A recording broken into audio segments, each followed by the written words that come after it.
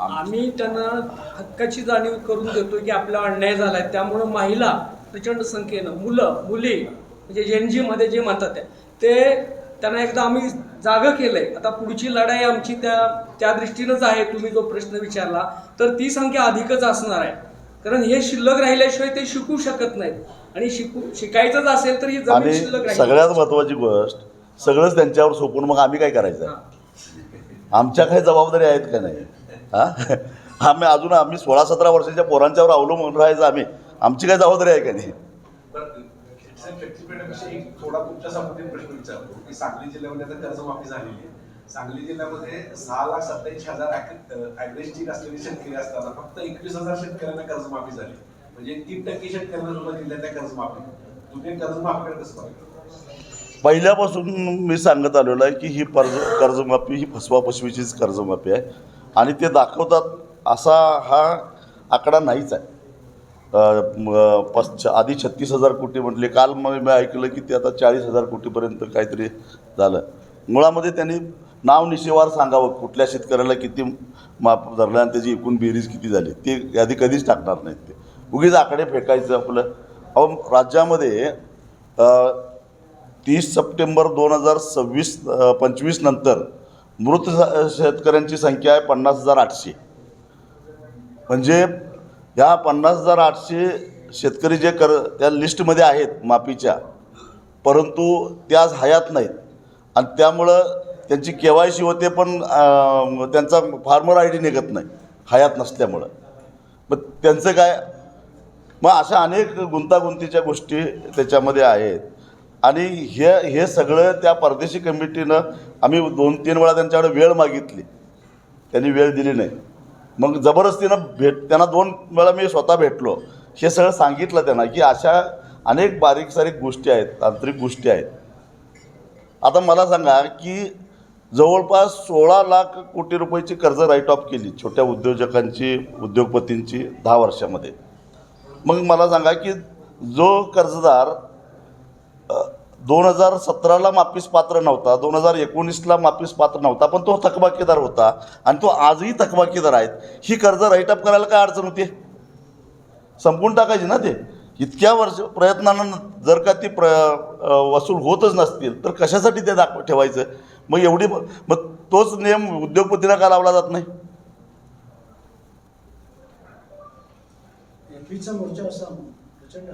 हो, ताकदीनं आम्ही मोर्चा काढू. आणि ते जे म्हणतात की ही ठराविक लोकांचीच ह्याची मागणी विरोध आहे, बाकीच्यांचं समर्थन आहे, त्यांनी फक्त संयुक्त मोजणी करून दाखवावीच.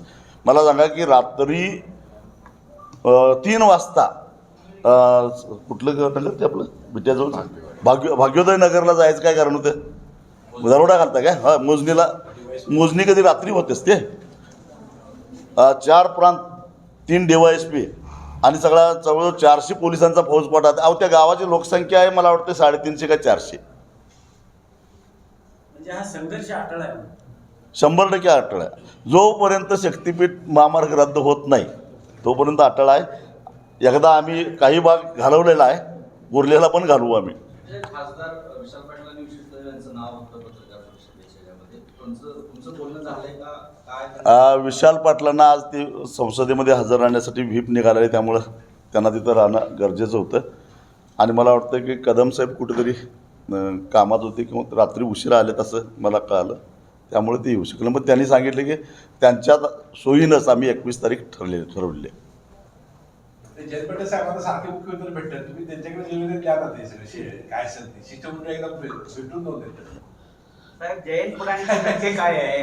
वर्षावर गेल्यावर बातमी होते, विमानात गेल्यावर बातमी होते, कोण रस्त्यावर भेटलं तरी बातमी होते. नक्की काय? तर आम्हाला त्यांना गमत सांगायचं. तुमचं माझ्यावर प्रेम प्रचंड असल्यामुळे तुमच्या दोघांच्या प्रेमाबद्दल चर्चा सुरू आहे. तुमच्या प्रेमाबद्दल चर्चा आम्ही प्रेम काय आहे त्याच्याबद्दल चर्चा. भेटणं प्रवासात भेटणं याच्यात राजकीय चर्चा कशी होऊ शकते? त्यामुळे तुम्ही गोष्टीचा तुम्ही म्हणजे सगळे नाही, काही लोक त्याला वेगवेगळे अर्थ काढतात. त्या दिवशी समजायचं की आज काही विशेष बातमी नाही म्हणून ही चालू आहे. सारखा योगायोग कसा होता? मुख्यमंत्र्यांकडे जात आहे, मुख्यमंत्री तुमच्याकडे जातात, असं काय व्हायचं? योगायोगाचा प्रवास झाला एकत्रित. तो प्रवास बाकीच्या ठिकाणी प्रवास एकत्र होणार नाही ना. हे पॅसेंजर प्लेन आहे, विमानाचं तिकीट तुम्ही काढलं, मी काढलं, तर तो योगायोग कसा? तुम्ही वेगळ्या ठिकाणी बसला, मी वेगळ्या ठिकाणी बसलो. नाही, नाही, तो यापुढं एकत्र प्रवास होणार नाही का असं तो म्हणतोय? आता काय आहे की लोकांचा तुम्हाला निष्कर्ष काढायचा अधिकार आहे, त्यामुळे मी त्याच्यावर काहीच बोलणं योग्य नाही. आमचं मेन काम जे आहे ते शक्तिपीठ महामार्गाला विरोध करणं, देशामध्ये वेगवेगळे रस्ते जे होतात त्याचा खर्च आणि महाराष्ट्रातल्या होणाऱ्या रस्त्यांचा खर्च याची तुलना शोधपत्रिकार्ता म्हणून तुम्ही केली तर तुम्हालाही लक्षात येईल की आपण जरा जास्त खर्च करतो, जरा नाही दुप्पट खर्च करतो. त्याशिवाय आमदार खासदार कशी येणार? आणि त्यामुळं करायला प्रगती यायला सरकारचं म्हणणं आहे की रस्ता झाल्यावर प्रगती येते.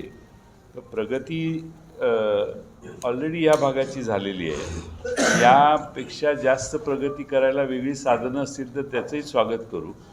पण या भागातल्या शेतकऱ्यांची जमीन घेऊन प्रगती होत असेल तर मात्र तो प्रचंड संताप लोकांच्या मनात आहे.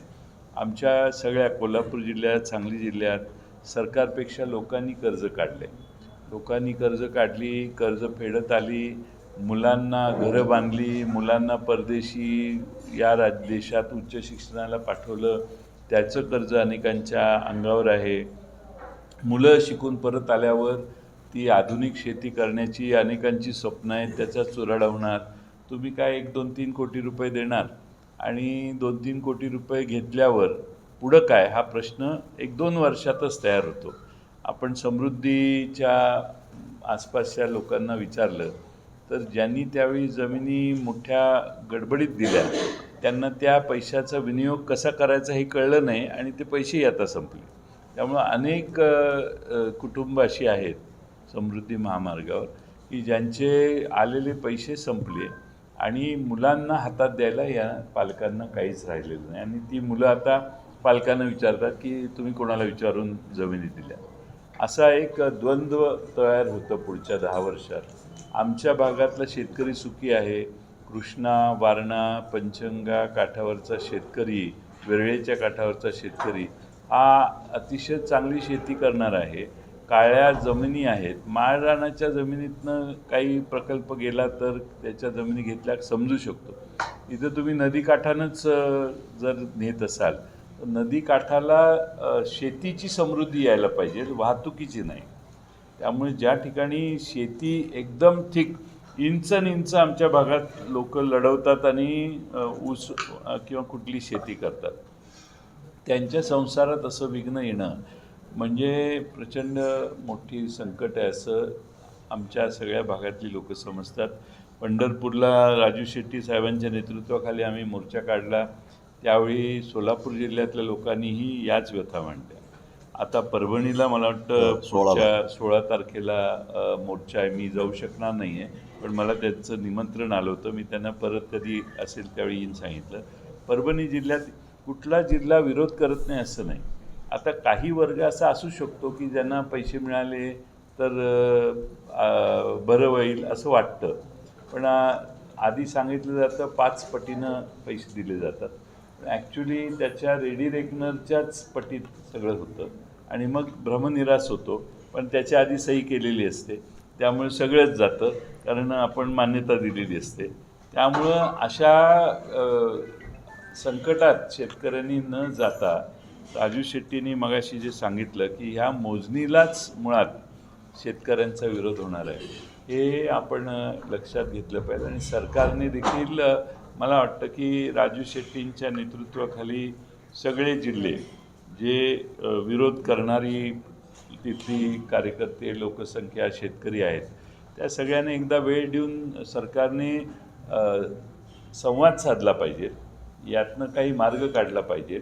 आणि त्याचवेळी आम्ही त्यांना दाखवू शकतो की पर्यायी किती मोठे मार्ग आहेत ते मार्ग रुंद करणं, आहे त्या मार्गाची गती वाढवणं, या अनेक पर्याय आपल्याला उपलब्ध असताना नवी जमीन वेगळ्या मार्गाने नेणं आता पंढरपूरला जवळ आधी जात होता तो आता 25 किलोमीटर लांब नेला आहे. तिकडं कुठंतरी माण तालुक्यात नेलेला आहे.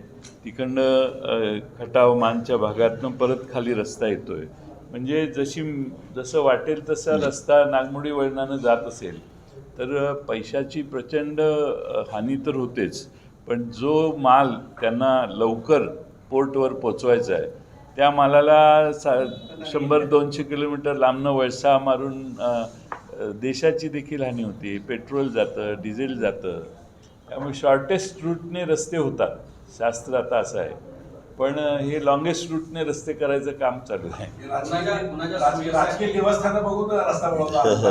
राजकीय देवस्थानं बघून रस्ता आता शक्तिपीठ मार्गच याला आहे. मग शक्तिपीठ एक शक्तिपीठ सगळ्यात मोठं महाराष्ट्राचं दैवत कुठं? विठ्ठलाचं, पांडुरंगाचं. त्याच्या जवळून जाणारा रस्ता तिकडं नेला. दुसरा कोणतरी सांगतोय माझ्याकडं आलं पाहिजे म्हणून तिकडं. म्हणजे मंत्री आणि आमदार खुश करण्याचा कार्यक्रम पण याच्यामध्ये जर होत असेल. आणि गंमत तुम्हाला सांगतो काय, नाही एक मिनिट गंमत सांगतो. पांडुरंगाला जर वगळलंयच आणि सावतामाळीच्या गावावरनं घातलंय. हो मला वाटतं आजच सावतामाळींची चालू होती. काल होतं. त्यांचं आरणगाव आहे. आरणगावावरनं घातलंय. 600 एकर बाधित होते आरणगावची जमीन. म्हणजे आरणगाव पूर्णपणाने आज जे सावतामाळींच्या पासून परंपरेने देवाची प्रार्थना करत होतो तो शक्तिपीठ देवाला जोडायच्या ऐवजी सावतामाळींच्या आरणवरूनच न्यायचं काम हे याच्यात होतंय. आणि सावतामाळीला मानणारे महाराष्ट्रातले त्यांचे सगळे भक्त याचा विरोध करतील असं मला वाटतंय. एकीकडे हे चित्र असताना उद्योगांची भयानक अवस्था आहे. उद्योग दबलेले आले. रस्त्यांच्या प्रश्नापासून ते बाकीचे अनेक प्रश्न आहेत. पुणे असो बाकी महाराष्ट्रावरतीच अवस्था आहे. नाही प्रश्न 20 उद्योजक आहेत ना, बाहेर जाणार असं त्यांनी स्पष्ट केलेलं आहे. रस्ते नाही आहेत, त्यामुळे जिथले मोठे उद्योजक आहेत ते बाहेर पडायच्या तयारीत आहेत. हे आता 1 लाख कोटी रुपये खर्च शक्तिपीठावर करायच्या ऐवजी महाराष्ट्रातल्या 288 विधानसभा मतदारसंघातले लहान लहान प्रश्न तिथल्या आमदारांना विचारून सोडवायचा निर्णय घेतला स्थानिक लोकप्रतिनिधींना तर आपण म्हणताय तो कोणताही प्रश्न राहणार नाही महाराष्ट्रात.